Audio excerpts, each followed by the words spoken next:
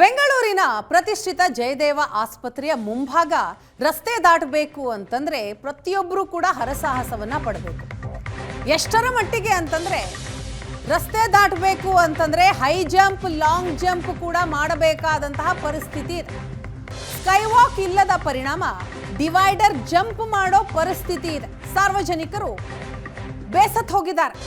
ಪ್ರತಿಷ್ಠಿತ ಆಸ್ಪತ್ರೆ ಇದ್ರೂ ಕೂಡ ರಸ್ತೆ ದಾಟೋದಕ್ಕೆ ಸ್ಕೈ ವಾಕ್ ಇಲ್ಲ. ಒಂದು ಕಡೆ ಬಸ್ ನಿಲ್ದಾಣ, ಮತ್ತೊಂದು ಕಡೆ ಮೆಟ್ರೋ ನಿಲ್ದಾಣ. ಪ್ರತಿದಿನ ಈ ರೀತಿಯ ಸಮಸ್ಯೆ ನೀವು ದೃಶ್ಯದಲ್ಲಿ ನೋಡ್ತಾ ಇದ್ದೀರಿ. ಒಂದು ಕಡೆಯಿಂದ ಇನ್ನೊಂದು ಕಡೆಗೆ ಅಂದರೆ ರಸ್ತೆ ದಾಟಿ ಮತ್ತೊಂದು ಕಡೆ ಹೋಗಬೇಕು ಅಂತಂದರೆ ಎಷ್ಟು ಹರಸಾಹಸ ಪಡಬೇಕು ನೋಡಿ. ಮಕ್ಕಳು, ವಯಸ್ಸಾದವರು,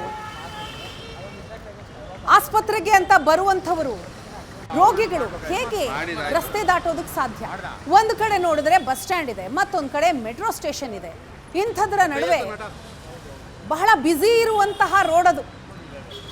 ಆ ರೋಡ್ ದಾಟಬೇಕು ಅಂತಂದ್ರೆ ಪ್ರತಿದಿನ ಹರಸಾಹಸ ಪಡಬೇಕು. ಅಷ್ಟೇ ಅಲ್ಲ, ಒಂದಲ್ಲ ಒಂದು ಆಕ್ಸಿಡೆಂಟ್ ಆಗ್ತಾನೆ ಇರುತ್ತೆ. ಹಾಗಾಗಿ ಜನ ಹೈರಾಣಾಗಿ ಹೋಗಿದ್ದಾರೆ. ಜಯನಗರದಿಂದ ಸಿಲ್ಕ್ ಬೋರ್ಡ್ಗೆ ಸಂಪರ್ಕ ಕಲ್ಪಿಸೋ ರಸ್ತೆ ಅದು.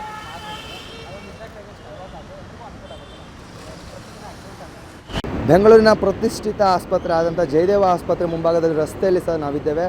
ದಿನನಿತ್ಯ ಸಾವಿರಕ್ಕೂ ಅಧಿಕ ರೋಗಿಗಳು ಈ ಒಂದು ಆಸ್ಪತ್ರೆಗೆ ಬರ್ತಾ ಇದೆ. ಆದರೆ ಪ್ರಮುಖವಾದ ಸಮಸ್ಯೆ ಏನಂತ ಹೇಳಿದ್ರೆ, ಈ ಒಂದು ಆಸ್ಪತ್ರೆಗೆ ಬರುವಂಥ ರೋಗಿಗಳಿಗೆ ಒಂದು ಡಿವೈಡರ್ನ ದಾಟ್ಕೊಂಡು ಬರುವಂಥ ಸ್ಥಿತಿ ಎದುರಾಗ್ತಾಯಿದೆ. ಒಂದು ಕಡೆ BMTC ಬಸ್ ಸ್ಟಾಪ್, ಇನ್ನೊಂದು ಕಡೆ ನಮ್ಮ ಮೆಟ್ರೋ ವ್ಯವಸ್ಥೆ ಸಹ ಇದ್ದರೂ ಸಹ ನೀವು ನೋಡ್ತಾ ಇದ್ದೀರಾ ಹೇಗೆ ಎರಡು ರಸ್ತೆಗಳನ್ನು ದಾಟಿಕೊಂಡು ಡಿವೈಡರ್ನ ದಾಟ್ಕೊಂಡು ಹೋಗುವ ಫಜಿತಿ ಎದುರಾಗ್ತದೆ. ಇನ್ನೊಂದೆಡೆ ದಿನನಿತ್ಯ ಒಂದು ತಪ್ಪಿದ ಎರಡು ಅಪಘಾತಗಳು ಸಂಭವಿಸ್ತಾ ಇದೆ. ವಯಸ್ಸಾದವರು ಈ ಒಂದು ಡಿವೈಡರನ್ನು ಆರ್ಕೊಂಡು ಹೋಗುವಂಥ ಸ್ಥಿತಿ ಎದುರಾಗ್ತಾ ಇದೆ. BMTC ವ್ಯವಸ್ಥೆ ಇದ್ದರೂ, ಒಂದು ಕಡೆ ನಮ್ಮ ಮೆಟ್ರೋ ವ್ಯವಸ್ಥೆ ಇದ್ದರೂ ಸಹ ಒಂದು ಸ್ಕೈ ವಾಕ್ ಬೇಕೆಂಬುವ ಮನವಿ ಸಹ ಕಾಣಿಸ್ತಾ ಇದೆ. ನೀವು ನೋಡ್ತಾ ಇದ್ದ ದೃಶ್ಯದಲ್ಲಿ ಹೇಗೆ ಒಬ್ಬ ವಯಸ್ಸಾದಂಥವ್ರು ಈ ರೀತಿಯಂಥ ಸಮಸ್ಯೆಗಳನ್ನು ಎದುರಿಸ್ತಾ ಇದ್ದಾರೆ.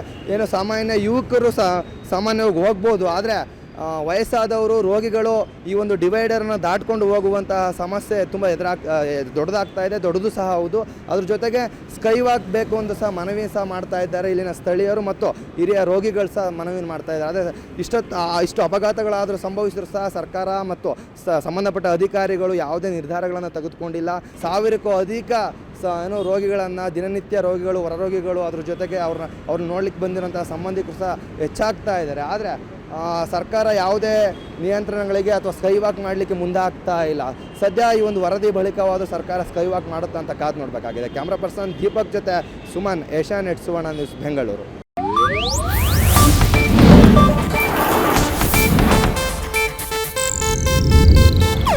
ಇದು ಏಷ್ಯಾನೆಟ್ ನ್ಯೂಸ್ ನೆಟ್ವರ್ಕ್ ಪ್ರಸ್ತುತಿ.